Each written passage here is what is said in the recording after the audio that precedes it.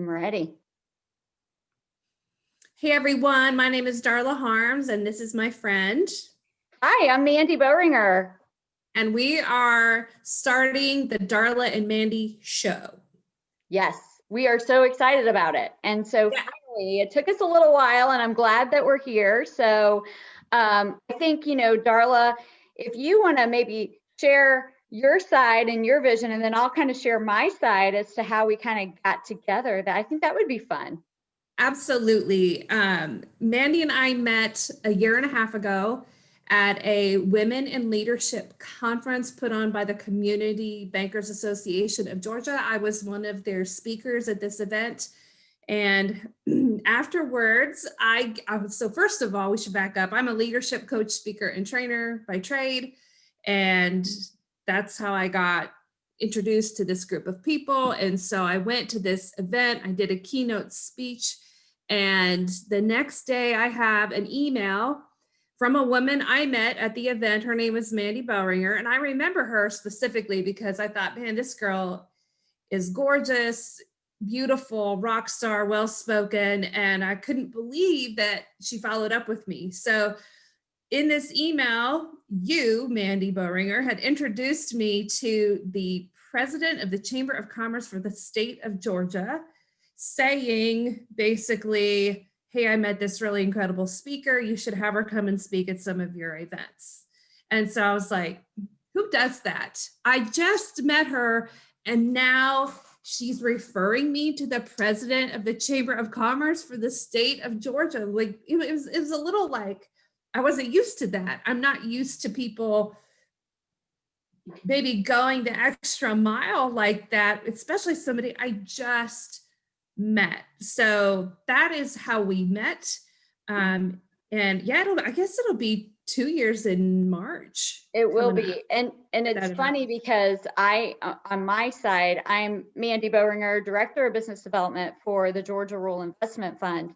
My job is to travel across rural Georgia and basically talk with business owners that are looking to grow or expand and need growth capital. I was at the Community Bankers event because we work oftentimes with community banks in these rural communities.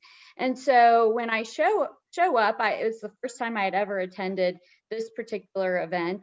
And this amazing woman said, sit wherever you like. And being the, studious person that I am, I said, well, I'm just going to sit in the front. And so I march on up to the front row. And I think I took your seat, Darla. And I wasn't offended at all. I was like, okay, it's fine. I'll sit in the back. It's not a big deal. I didn't care. I felt terrible. I look around and probably 30 minutes into the conference, I realized every single person at the table has the label speaker. And when one of the women asked me what I was speaking about, I thought, oh my gosh, I'm at the wrong table. So again, I feel terrible. I apologize, but you were incredible that day and you were very authentic. You were very open and everything that you said was right on point. And I felt like the entire room just really embraced what it was that you were saying. And what I loved about your speech in particular, you offered things that were tangible that I could take back to my everyday life and actually implement. And so I sure hope that throughout the show, you'll start to share some of those nuggets of information for everybody out there watching. Oh, absolutely. I love nuggets. If anybody asks, I love a good nugget because nuggets change your life. And so anytime I speak or train or do a coaching call, I always want there to be some significant nuggets. And so it's okay that you took my seat. I really don't care. And if anything, it gave us a great story to lead into the Darla and Mandi show that Mandi Boehringer stole my seat and I forgave her. And then now we are good friends. I consider you a dear friend. Absolutely. And we've had lots of conversations over the last few months and even the last almost 2 years just about helping women in rural communities. So I started Small Town Girls Play Big when COVID hit because my local leadership business kind of dried up. Nobody wants to hire a leadership coach in a crisis because they just want to pay their people. And I get that totally great. I understand. I would do the exact same thing. So, but I had to start thinking differently about my platform. And one thing that had been on my mind for years was doing something specifically with women in leadership. And that's where you come in, because you not only did you send me that email, I don't know, was it 2 or 3 weeks later, you sent me another one and said, hey, I'm going to be in Albany, Georgia. And can I stop by and see you? I'm like, well, sure. I still don't know you very well, but why not? So you show up in Albany, Georgia, and do you want to take it from there, kind of what your heart has been for women in rural communities? Sure. I've had the pleasure of going to some of the smallest towns that nobody has even heard of. And while some people might say, "Oh, you're traveling all over rural parts of Georgia in particular," and it's like, yeah, I am. And it is pretty amazing the people I have met and the things that they're doing, the innovation that's taking place. And I can't wait to share some of their stories, of course, with their permission, but I can assure you that there are women in these smaller communities that have either taken over family businesses and now they are at the helm, or they have started a new business and have chosen to do it in their small rural community because they just love the quality of life that their small town offers. And so as I traveled throughout Georgia in particular and met these women, I thought, wow, you're doing amazing things. And who are you talking to? Who are you leaning on? Who is your network? And oftentimes the answer was, I don't really have a network. And for me, it was shocking because I thought, oh my God, I was so fortunate. I had a large group of women that I could lean on and really ask questions of. More importantly, I just had a group of professional women that I could sit in a room with. I could see how they were speaking to each other and including me. I saw how they were dressing. I saw how they carried themselves. I listened to their stories on how they dealt with employee issues, partner issues, finance issues, marketing issues. The list goes on and on. Any type of situation that would come up in business, I was fortunate enough to hear how they were handling it. As I met these women across the state, and it wasn't just business, some of them were elected officials. And what I learned oftentimes in these smaller rural communities, if they were an elected official, chances were they were the first to have been elected as a female. And so they were up against a network that was non-traditional, we'll call it. And so they had their own struggles or their own obstacles, if you will. And so I thought when I went and met with you, I know I was kind of dragging you. I'm like, come on, Darla, do something for these women. We need you and you're great at it. And so come on, let's do it. And I think what came out of that conversation, if I'm recalling, I really wanted to bring them together in one room. And I really wanted them to see the value each of them had so that they could share with each other. I mean, I could see it clear as day. Okay, get them all in one room. They're going to get excited. They're going to get ideas from each other. They're going to start to collaborate.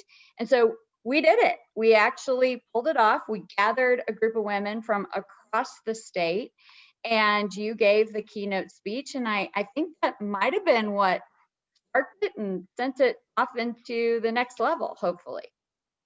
Yeah, that was at the Georgia Rural Development Summit. Am I saying that right? Rural Prosperity Summit, the Georgia Chamber. That's it. That's the right Yes. phrase.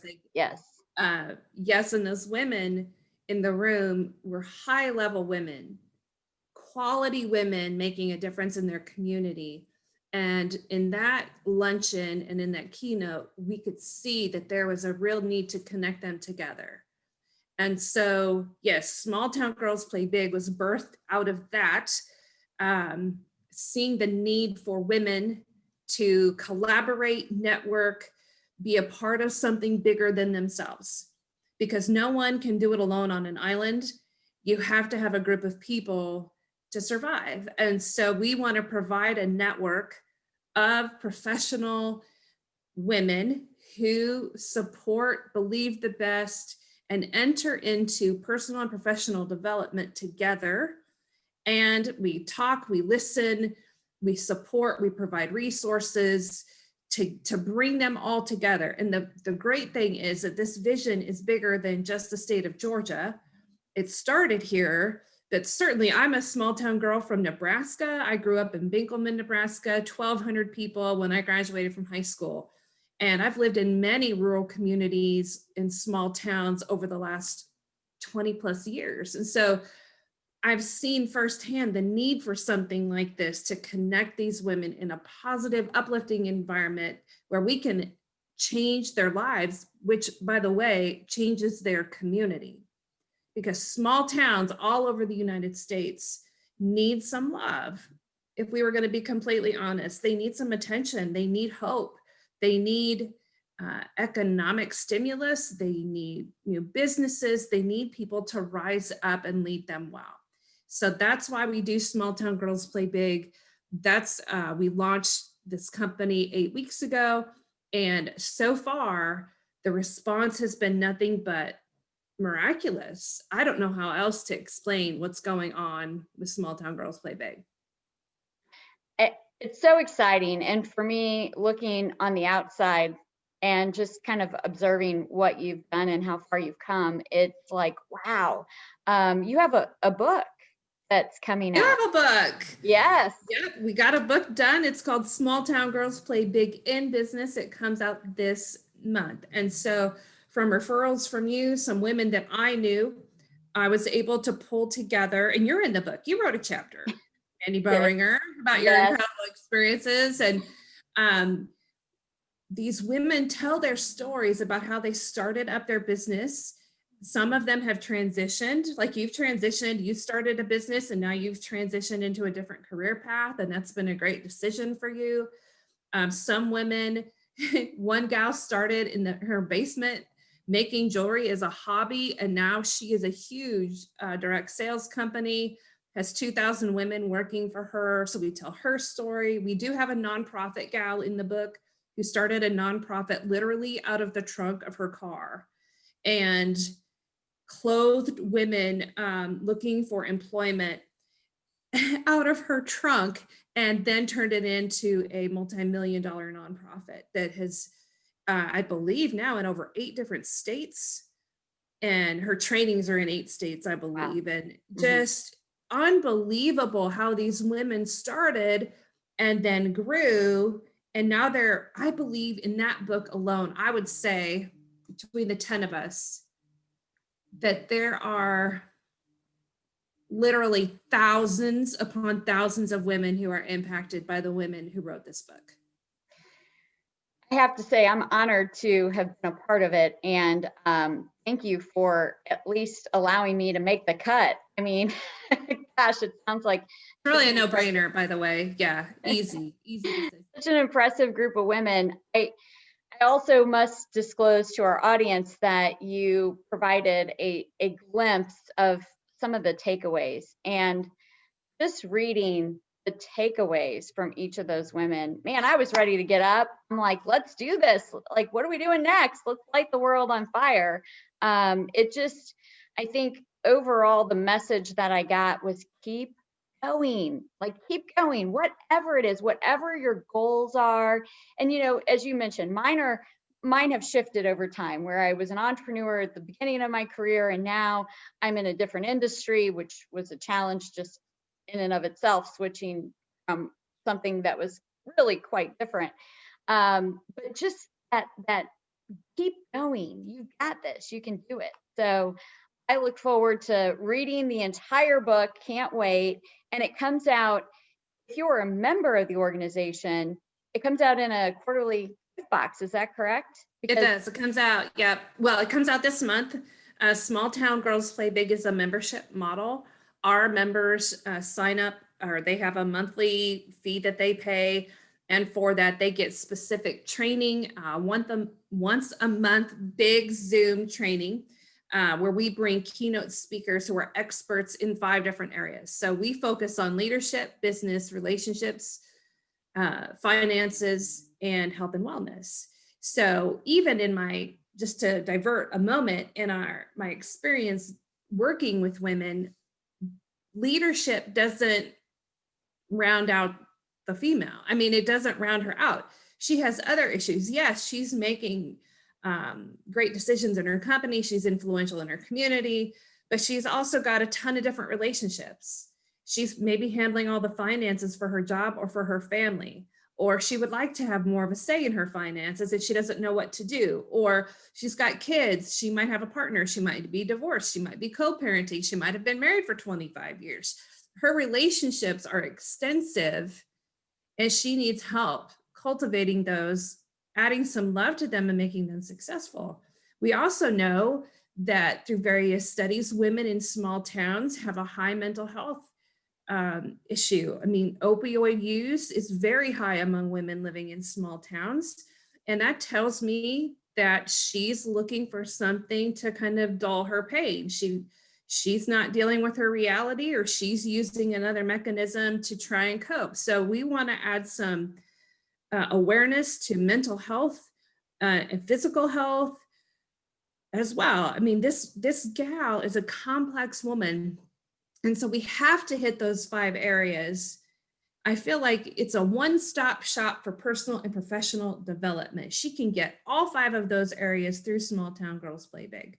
So our first book, Small Town Girls Play Big in Business, really talks to that woman about grit, resiliency, keep going, pick yourself up after you fall on your face, right? Find the right partners, get the right group of people around you, how to address the people in your life that are naysayers, that don't believe in your dreams or think you're crazy for doing them. How do you address that? And so this book has 10 stories of women who are making it happen. And you are not going to want to miss it. It's inspiring, to say the least, to enter into their lives. These women from small towns, they're either from a small town or living in a small town, and talk about how they're making it happen, how they're playing big, if you will. And you're going to walk away inspired and motivated.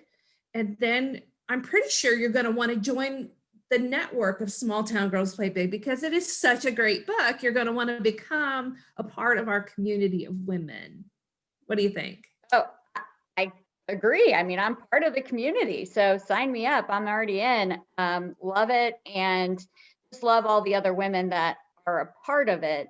It's just motivating, it's inspiring, but most importantly, you know that you have a network that you can lean on, a group of folks that you can call on if you have an issue, or you need an introduction, or you just have a question. So I think it's awesome. And as I mentioned to you all those months ago, year ago, whatever it was, I feel like it was easy for me to find that network living in a larger community. I feel like and what I did, I was around my business. I owned a business where I was around a lot of people, which is how I got to the place of group of core executive women. I was fortunate enough to be at the right place at the right time, and someone said, "Hey, come join this." Otherwise, I wouldn't have known that it even existed. And so I was 25, maybe 26 when I joined my first professional women's group. And I quickly learned that you just don't find those women hanging out everywhere. I mean, they're busy. They've got things to do, companies to run, a lot of mouths to feed. So I think it's fantastic that you have started this, that there's a place for people to go. I love that, you've asked me to kind of create this little blurb that will go out to an audience that can, tune in and see what it is we're talking about, whether it's business or Small Town Girls Play Big, or just whatever's going on in the world, or a topic that we decide on. So I'm really excited that we're doing it, because I think that regardless, if you join, if you don't join, you still have us, and you can tune in and you can hopefully get a little pep talk if you need it. Absolutely. And if you have a question, you can email me at Darla at smalltowngirlsplaybig.com. And you can shoot some questions that Mandi and I can roll around, or we could take to our network of women. We could bring the answer back to you. We have access to women all over the country, and I am not kidding about that. We have women, I have team leaders that live in Nebraska, Missouri, Georgia, North Carolina, and Maine. We have members from, I believe it's 8 different states, and we are just getting started. And so by all means, we want the Mandi and Darla show to go out to the world. We want to bring this network of unbelievable women together. We will kind of classify it as we're going to be positive. We're going to believe the best. We're going to encourage and support, because if there's one thing small town girls need is encouragement and support. What they don't need is more complaining or whining or gossip. So we just kind of have removed that piece from the organization entirely. And I'm telling you, when you make positivity, encouragement, and empowerment a priority, women explode in excitement. They get it, they love it, and they need it. So that's what the Darla and Mandi show is going to be about. We got lots of experience and lots of great things to talk about. Well, and fun. I mean, I know Yes. fun is one of your big things. And so it is. I love to have a good time. Yeah. I'm sorry. I kind of missed. Yeah. The reason I say fun is because if we end this conversation on a high note, it should be on a fun note. And absolutely. And I know that we both have some really fun stories, and I look forward to sharing those and talking about those. But before we conclude, I did, there was something that you said to me a few months ago when we were talking. It still rolls around in my head. And I have to think that if it rolls around in my head, then if I brought that subject up, it might roll around in others' minds as well. And the question for you, Darla, is you said there's a difference in leadership and there's a difference in management, if I'm recalling that conversation correctly. And I think what you were saying is some people manage and some people lead. And so it would be awesome if you could kind of just share a little tidbit, a little nugget that I was hoping for, because it's been rolling around in my mind and I want to get it answered. Absolutely. So we'll close with a nugget. The difference between leadership and management. A manager leads processes and procedures, or they facilitate those. They make sure they get done. Now that does require some skill. It requires time. It requires commitment. And I think most organizations that I've been in, and I've worked with thousands of leaders having my own leadership business, I have seen that isn't hard. What's hard is stepping beyond that into a leadership role. People want vision, they want encouragement, they want to be motivated, they want their ideas to be heard, they want to be considered for what's coming forward. They don't want to be told what to do all the time. They want to have a say in how the company or the organization is moving. And when you can make that delineation and that difference in people's lives, you're going to see more buy-in, higher levels of commitment. Management typically gets the least amount of effort from people. They do their job they barely get it done, right? They come in at 8, they leave at 5, they did everything you told them to do, but then they ran out the door at 5 o'clock. They hit the ground running. Those are the people that post on social media, oh my God, Monday is coming. How am I going to get through this? Or, oh, I'm so glad it's Friday. They live for the weekends. That tells me they're probably working in a very management conscious environment. So for me, a leader inspires people to look forward to Monday. On Friday, they're not exhausted waiting for the weekend. They love their job. They get up and they're excited and they put more effort into what's expected. I think that's the one thing I've heard a lot of, is that people in those positions, and listen, there's a difference between being a leader and having a position as well. Just because you have a position doesn't make you a leader. Or we call it positional leadership. You lead from the standpoint of, well, I'm the boss, you better do what I tell you to do. And it's very ineffective. Now, that's a little bit of a cultural shift to say that. We are living in in a time where people are looking for inspiration. They don't just want to be told what to do, especially the generation coming up, and they get a lot of slack for that. But I think they're onto something. We want to have purpose, we want to know why, and we want to have buy-in, and we want to be in alignment with our values and our belief system with where the company is going. And if you can get that out of people and get them on board with the leadership aspect, you're going to get more than you ever expected. So that's the difference between leadership and management. Well, I love it. And I think something for maybe the next Darla and Mandi show, maybe we could dive into how do you lead? How do you inspire if you're virtual? What does that Let's look do like? it. And is it different? And the last thing I think I'll just add in is that, of course, it's a story. And it's kind of a fun story.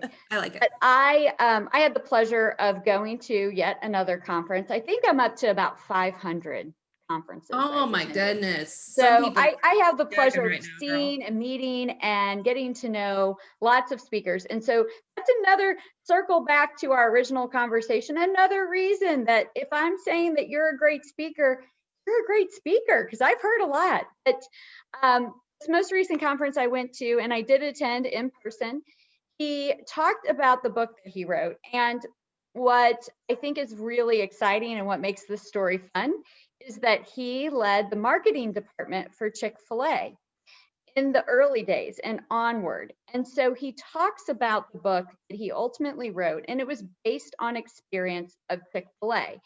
And the name of the book is Remarkable. So if our audience has a chance, you can Google it and look it up on YouTube. You can even see some of the things that he talks about. But in the book Remarkable, his point is sort of going back to what you said. It was inspirational. They wanted people to feel like they were part of the organization and that they weren't just selling chicken sandwiches. They were doing so much more. And so I think he gives a quote from one of his employees that says, no, I'm here to make somebody's day, or something to that effect.